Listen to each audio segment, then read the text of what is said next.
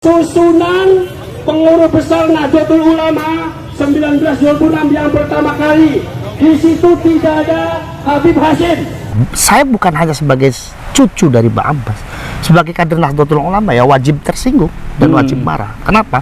Karena bahayanya pembelokan sejarah ini bisa merubah segalanya. Di NU Online pada tahun 2017 itu juga memuat kisah berdirinya NU versi Abah Lutfi. Langsung buku tulisan yang rencana mau buat buku itu saya perpendek. Saya datang ke lantai 5 menemui NU Online. Saya katakan di situ bahwa apa yang disampaikan oleh Abah Lutfi ini tidak jelas dasarnya. Bagi saya NU itu syariat. Iya. Nah, ketika kemudian sejarahnya ini dibelokkan, maka yang akan terjadi pada diri saya secara pribadi, dimungkinkan akan terjadi juga berbeloknya syariat saya, nilai syariat saya. Dan ini sangat bahaya. Tidak ada data apapun yang mendukung sampai hari ini yang mengatakan bahwa salah satu pendiri Nahdlatul Ulama adalah Habib Hashim. Saya pastikan itu adalah palsu, fiktif, dan itu tidak benar. Assalamualaikum warahmatullahi wabarakatuh. Alhamdulillah wassalatu wassalamu ala Rasulillah Muhammad ibn Abdillah wa la haula wa la quwata illa billah, amma ba'd. Para sahabat santri dimanapun Anda berada, cuplikan video di awal, beliau adalah Gus Faris Cirebon. Beliau adalah cucu dari Kiai Abbas Cirebon, selaku Panglima Perang 10 November yang mendapatkan mandat langsung dari Kiai Hashim Asy'ari. Beliau cucunya Gus Faris. Gus Faris menyampaikan tidak terima, tidak rela sejarah Nahdlatul Ulama dibelokkan. Beliau mengungkapkan rasa ketidakrelaannya di Pada Suka TV. Jadi para sahabat bisa langsung melihat di channel Pada Suka TV.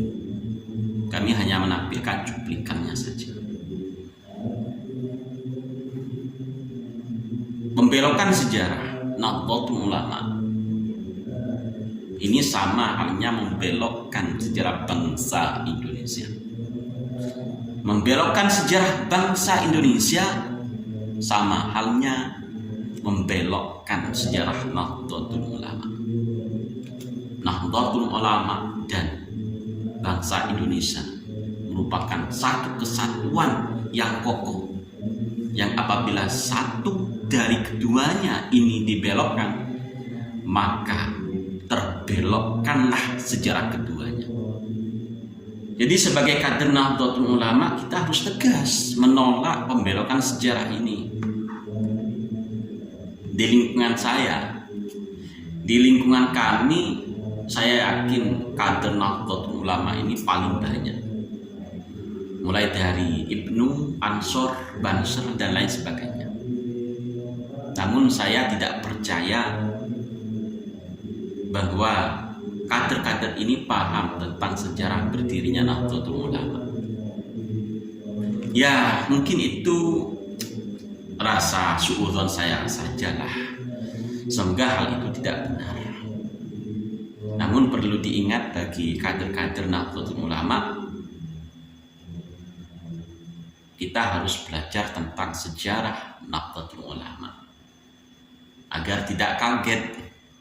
Tidak kaget ketika ada sejarah Nahdlatul Ulama yang dibelokkan oleh klan tertentu, di mana klan tersebut merupakan klan yang sudah biasa dianggap adalah klan tersoleh.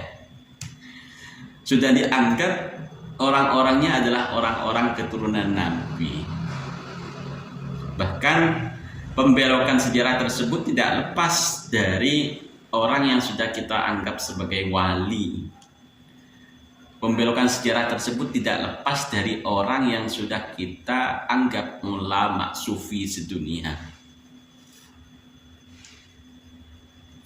Jadi perlu pada kader Nahdlatul Ulama untuk belajar sejarah.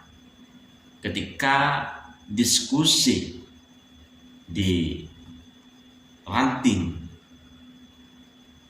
bukalah sejarah tentang Nahdlatul Ulama. Lalu sejak kapankah berdirinya Nahdlatul Ulama ini dibelokkan? Perlu sahabat ketahui bahwa nama-nama muassis Nahdlatul Ulama tidak ada satupun dari marga atau klan Habaib. Itu perlu diketahui, perlu dipahami. Bukan kami menjelekkan Habaib, enggak. Memang sejarah membuktikan seperti itu. Lantas lalu ada nama Habib Hashim bin Yahya sebagai pendiri Nahdlatul Ulama. Itulah sejarah yang sengaja dibelokkan. Habib Lutfi bin Yahya sengaja menaruh dan membuat sejarah tentang berdirinya Nahdlatul Ulama. Habib Lutfi bin Yahya sengaja menaruh nama kakek beliau dalam perjalanan sejarah berdirinya Nahdlatul Ulama. Berawal dari sebuah ceramah beliau yang mengkisahkan tentang kegundahan Kiai Haji Hashim Asy'ari. Akhirnya beliau istikharah di Mekah, di tanah suci Mekah.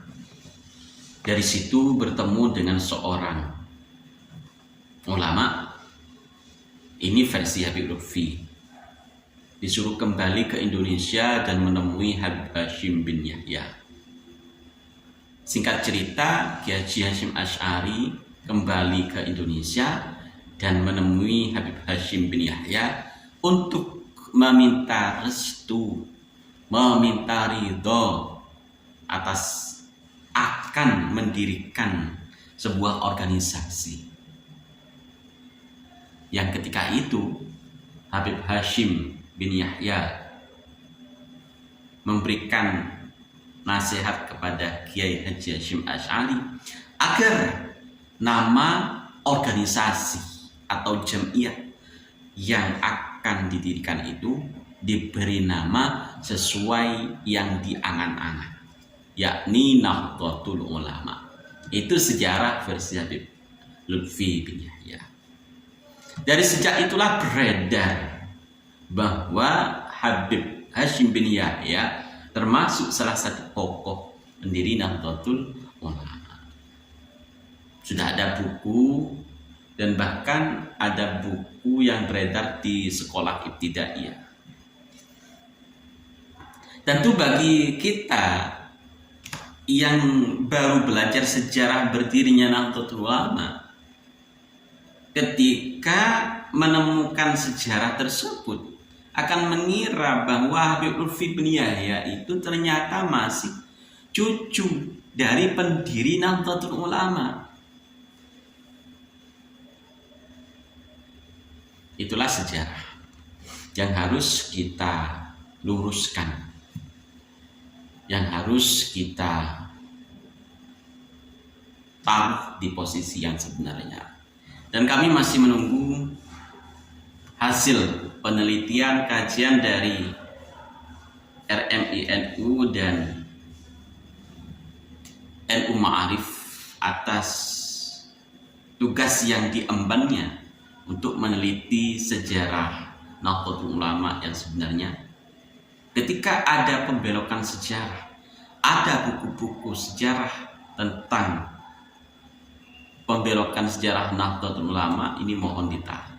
Dan sampai saat ini kami belum menerima informasi, belum ada informasi bahwa NU Ma'arif dan RMI-NU memang bekerja secara maksimal. Terima kasih para sahabat. Assalamualaikum warahmatullahi wabarakatuh.